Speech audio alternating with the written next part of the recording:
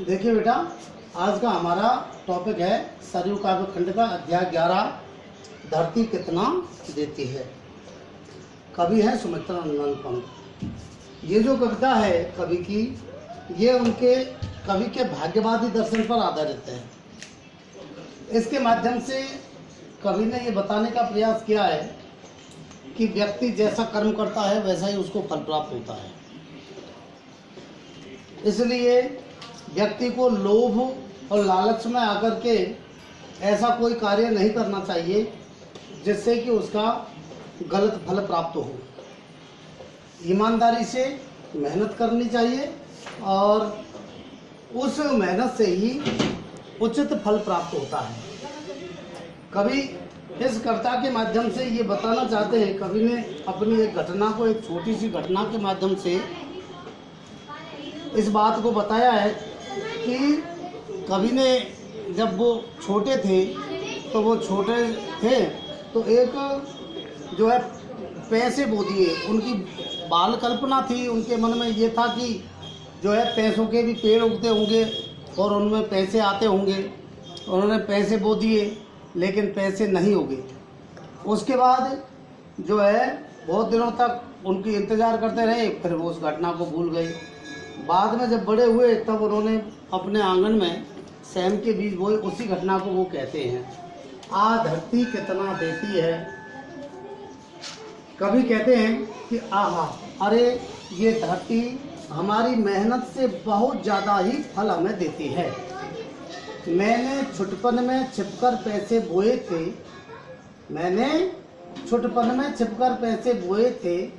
मैं जब, कभी कहते हैं कि जब मैं छोटा था तो मैंने छिप कर के और जो है पैसे बो दिए थे धरती में। सोचा था पैसों के प्यारे पेड़ उगेंगे। मैंने सोचा था कि पैसों के प्यारे पेड़ उग जाएंगे, रुपयों की कलदार मधुर फसलें खनकेंगी और रुपयों की मधुर जो है कलदार फसल आ जाएगी, मतलब कलदार रुपया पेड़ों में आ जाएंगे। मैंने ये सोचा था क्योंकि उस समय बालक थे। और फूल फल कर मैं मोटा सेठ बनूंगा। और कभी कहते हैं कि और मैंने ये सोचा कि मैं फूल फल जाऊंगा और बड़ा सेठ बन जाऊंगा, यानी पैसे वाला बन जाऊंगा। पर बंजर धरती में न एक ने अंकुर फूटा। पर बंजर मिट्टी में पैसों का एक भी अंकुर फूटा नहीं, मतलब अंकुरित नहीं हुआ। कोई भी सिक्का जो बोया था उन्होंने, एक भी सिक्का अंकुरित नहीं हुआ। अब ये तो आप और हम सब जानते हैं कि पैसे कोई अंकुरित होते हैं क्या? बीज अंकुरित होता है, बेटा ध्यान रखना। तो बीज अंकुरित होता है। बंजर मिट्टी ने एक भी पैसा उगला। बंजर मिट्टी ने एक भी पैसा नहीं उगला, मतलब नहीं उगला, इसका मतलब है एक भी पैसा अंकुरित नहीं हुआ। सपने जाने कहाँ मिटे कब धूल हो गए। ये बचपन के सपने थे मेरे, धीरे धीरे वो कहाँ मिट गए। उस समय जो है ये पैसों की फसल आने के मेरे जो सपने थे मन में, वो मिट गए और कब धूल हो गए पता ही नहीं चला। मैं हताश हो बाट जो होता रहा दिनों तक। मैं जो है हताश होकर के और काफ़ी दिनों तक उनकी प्रतीक्षा करता रहा। हताश तो हो गया कि शायद नहीं उगेंगे, फिर भी एक मन में जो है आशा थी। निराश होने के बावजूद भी आशा थी कि हो सकता है उग जाए। बाल कल्पना के अपलक पावड़े बिछा कर, ये ऐसे पैसों की फसल उगने की मेरी बाल कल्पना थी। बच्चों में जो कल्पना शक्ति होती है, इस प्रकार की मेरी कल्पना थी।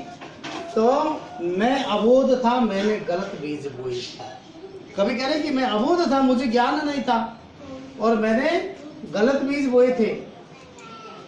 पैसों के बीज, गलत बीज क्या बोए थे? पैसों के बीज। और पैसे कभी अंकुरित नहीं होते। गलत बीज बोए थे, ममता को रोका था, तृष्णा को सींचा था। ये पैसों के प्रति मुझ में ममत्व का भाव था, मेरी ममता थी और पैसों की प्यास थी। तृष्णा का मतलब होता है प्यास। तृष्णा को रोका था, पैसों के प्रति मेरी तृष्णा थी, तो इसको सींचने का प्रयास किया था, मतलब प्यास को बुझाने का प्रयास कि कहीं पैसे अंकुरित हो जाएं, पैसे आ जाएं, मेरे पास पैसा हो जाए। अर्धसती हहराती निकल गई तब से लेकर के जो है आधी शताब्दी निकल गई अब तक। कभी कह रहे हैं कि तब से अब तक आधी शताब्दी मतलब 50 वर्ष का समय निकल गया। कितने ही मधु पतझड़ बीत गए अनजाने, तब से लेकर के और अब तक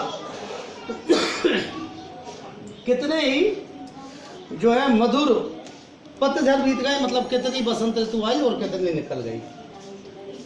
ग्रीष्म तपे वर्षा फूली सर्दै मुस्काई, कितनी ही जो है गर्मी तपी, वर्षा यानी कितनी बार ग्रीष्म ऋतु आई, कितनी बार वर्षा ऋतु आई, वर्षा फूली मतलब वर्षा आई, वर्षा ऋतु कितनी निकल गई, और सर्दै मुस्काई कितनी ही शरद ऋतु में निकल गई।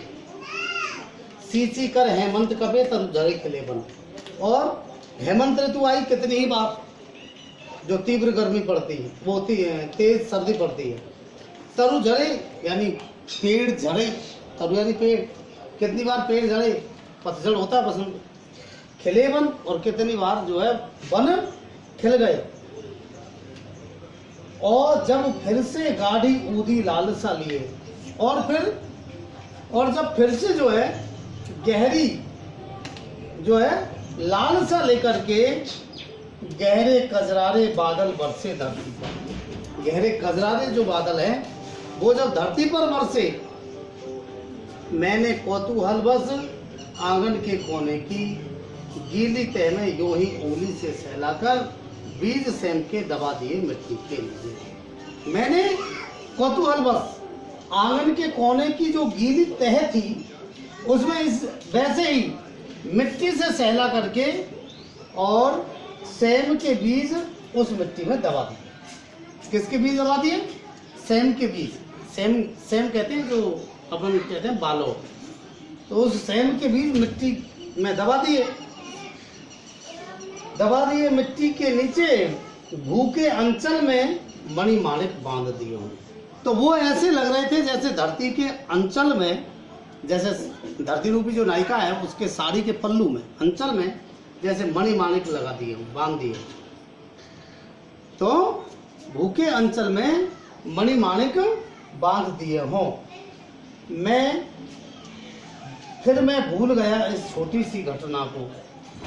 कभी कहते हैं कि ये भी एक छोटी सी घटना थी जो है सेम के बीज बोने की। मैं इस घटना को, छोटी सी घटना थी, मैं भूल गया। और बात भी क्या थी याद जिसे रखता हूँ, और ऐसी इतनी बड़ी बात भी नहीं थी कि जिसे मेरा मन याद रखता। किंतु एक दिन जब मैं संध्या को आंगन में टहल रहा था, किंतु एक दिन मैंने देखा, संध्या के समय जब मैं आंगन में टहल रहा था तो मैंने देखा था आंगन के कोने में कई नवागत छोटा छोटा छाता ताने खड़े हुए हैं। कि आंगन का जो कोना है उसमें कई सारे नए उगे हुए जो पौधे हैं छोटे छोटे, वो अपने छोटी छोटी सी छतरियों को तान करके खड़े हुए हैं। मतलब जब पेड़ पौधा अंकुरित होता है तो उसके दो पत्ते इस प्रकार से यूं खिल जाते हैं, तो ऐसा लगता है जैसे ये उनकी छतरी है। छोटा छोटा छाता ताने खड़े हुए हैं। छाता कहूँ कि विजय पताका है जीवन की। अब मैं उनको छाता कहूँ या इनका जो है विजय ध्वज कहूँ, छाता कहूँ या उनकी पताका कहते हैं झंडे को, छाता कहूँ कि विजय पताका है जीवन की। अब मैं उनको छाता कहूँ या विजय ध्वज कहूँ, या हथेलियाँ खोले थे वे नन्ही प्यारी, या फिर ये कहूँ कि वे अपनी छोटी छोटी हथेलियों को खोले हुए थे, अपनी छोटी छोटी और नन्ही सी प्यारी सी हथेलियों को खोले हुए थे। जो भी हो वे हरे हरे उल्लास से भरे। अब कभी कहते हैं कि चाहे जो भी हो, लेकिन वे हरे हरे जो पौधे थे उनमें बड़ा उल्लास था, उल्लास से भरे हुए थे। इधर ध्यान, जो भी हो वे हरे हरे थे और उल्लास से भरे हुए लग रहे थे, उल्लास से भरे। पंख मारकर उड़ने को उत्सुक लगते थे। ऐसा लग रहा था जैसे पंख मारकर उड़ने को उत्सुक लगते थे, डिम्ब तोड़कर निकले चिड़ियों के बच्चों से। और वे ऐसे लग रहे थे जैसे अंडा फोड़ करके और चिड़िया के जो बच्चे हैं वो बाहर निकल गए और पंख फड़फड़ा करके उड़ने को उत्सुक हो रहे हैं। कैसे हो रहे हैं? उत्सुक हो रहे हैं। निर्निमेष क्षण भर में उनको रहा देखता, बिना पलक झपकाए कुछ क्षण के लिए, कभी कह रहे हैं कि बिना पलक झपकाए कुछ क्षण के लिए मैं उनको देखता रहा। निर्निमेष क्षण भर में उनको रहा देखता, कुछ क्षण के लिए जो है मैं उनको देखता रहा देखता। सहसा मुझे स्मरण हो आया, अचानक मुझे, कभी कह रहे हैं कि अचानक मुझे याद आया। क्या याद आया? स्मरण हो आया, कुछ दिन पहले बीज सेम के रोपे थे मैंने आंगन में। कभी कह रहे हैं कि मुझे ये कुछ देर बाद मुझे ये याद आया कि मैंने जो है सेम के बीज रोपे थे आंगन में। किसके बीज रोपे थे? सेम के बीज आंगन में लगाए थे, और उन्हीं से बोने पौधों की यह पलटन, और उन्हीं वो जो बीज लगाए थे उनसे ही ये छोटे छोटे पौधों की ये जो पलटन है मेरी आंखों के सम्मुख अब खड़ी गर्व से, अब मेरी आंखों के सामने जो है बड़े गर्व से खड़ी है, बड़े गर्व से खड़ी है। नन्हे नाटे पैर पटक बढ़ती जाती है, अपने अपने अपने छोटे छोटे से जो है नन्हे नन्हे से छोटे पैरों को पटक पटक करके और आगे बढ़ती जा रही है। तो ये जो है इस प्रकार से ये कवि ने उन छोटे छोटे पौधों के बारे में बताने का प्रयास किया है। और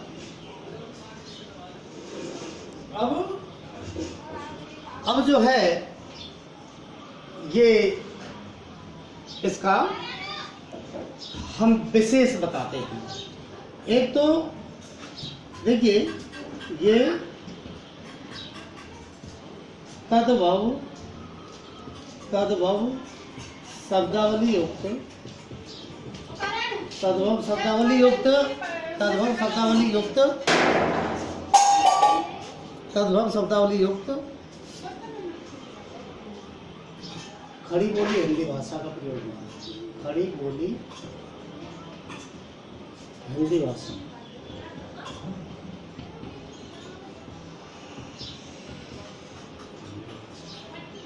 दूसरा मुक्तक छंद, मुक्तक छंद का प्रयोग हुआ है।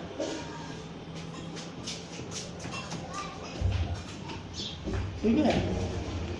तीसरा अनुप्रास, पुनरुक्ति प्रकाश,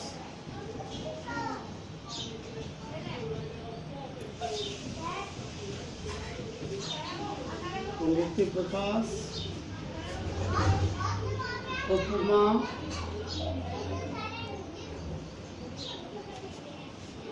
मानवीकरण,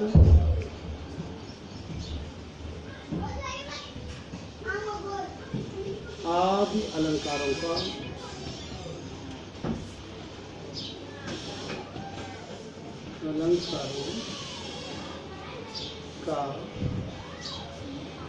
सुंदर प्रयोग है। सुंदर प्रयोग हुआ। ठीक है। काव्य का प्रसाद गुण है, काव्य के प्रसाद गुण का प्रयोग हुआ। प्रसाद गुण